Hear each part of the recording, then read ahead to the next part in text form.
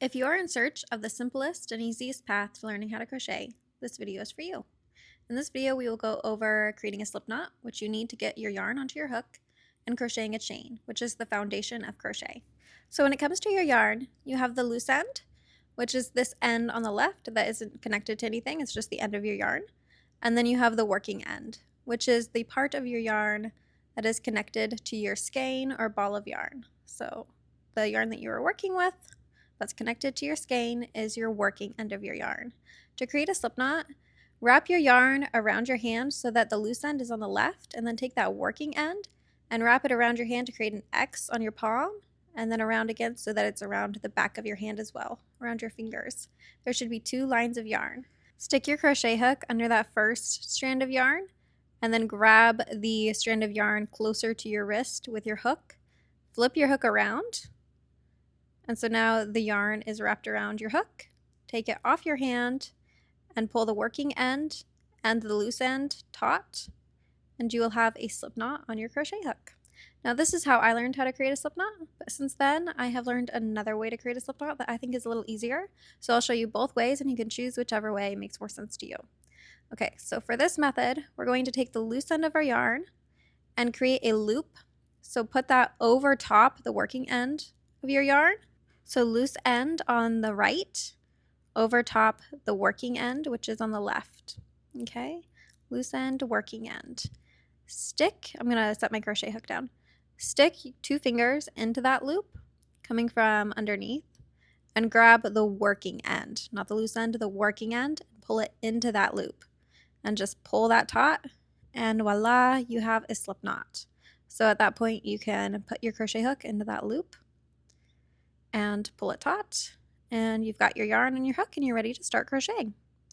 Okay, so we are going to crochet a chain. I'm holding the working end of my yarn in my left hand. I am right-handed, and there are different methods for holding the working end of your yarn to help with your tension and have it more comfortable for you. But if you want to just ignore that right now and just learn how to crochet, I think that's a good idea. We can come back to that. So take your working end and wrap it around your crochet hook. Okay, that's called a yarn over. I'll show you again. Starting from the left side, go back around your crochet hook to the right, and then over top your crochet hook. All right, that's a yarn over.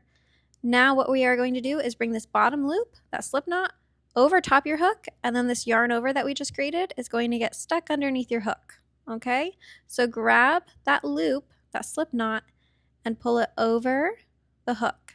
This yarn over is going to get stuck under the hook. Okay, pull that over top. And that is 1 chain. So you just crocheted, you just chained 1. That's what we just did there. We're going to do it again. Take your working end, go around the back of the crochet hook from left to right, and then over the top. That's yarn over. Now what we are doing is called pulling through a loop, okay?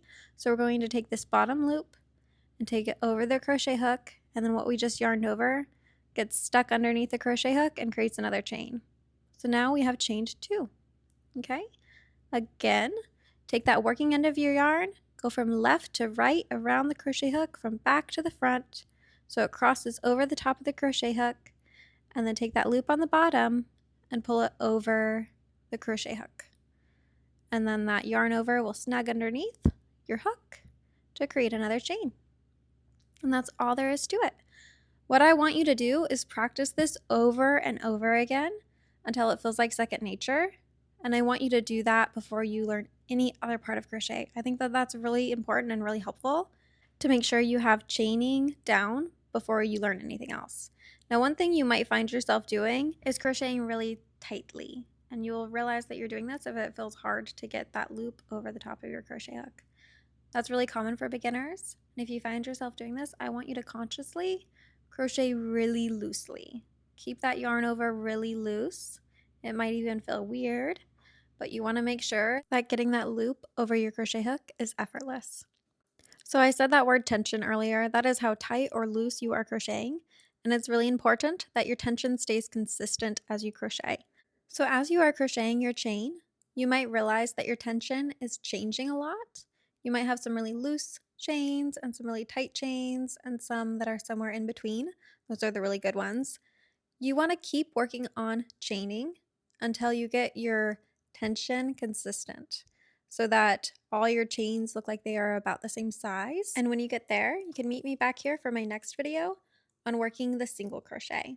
Now, if you have been chaining a lot and you want to take that chain out and try again, this goes for any part of crochet. You just pull on that working end of your yarn and you can pull all your stitches out. This goes for chains and every other stitch in crochet.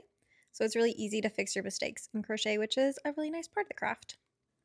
This right here is the slip knot. You can also pull that out and you can just create another slip knot to practice that as well, since whenever you start a new crochet project, you're probably going to start with a slip knot. So it's good to have that be second nature as well, and just practice creating your chain all over again. If you've watched this video all the way to the end, congratulations. I hope you feel more empowered to crochet now. And also, thank you so much. Let me know that you watched all the way to the end by leaving in the comments what you are most excited to crochet. You can find all my patterns at modernmade.net and Modern Made Shop on Etsy. You can also find me on TikTok and Instagram. Thank you so much for watching. I'll see you next time.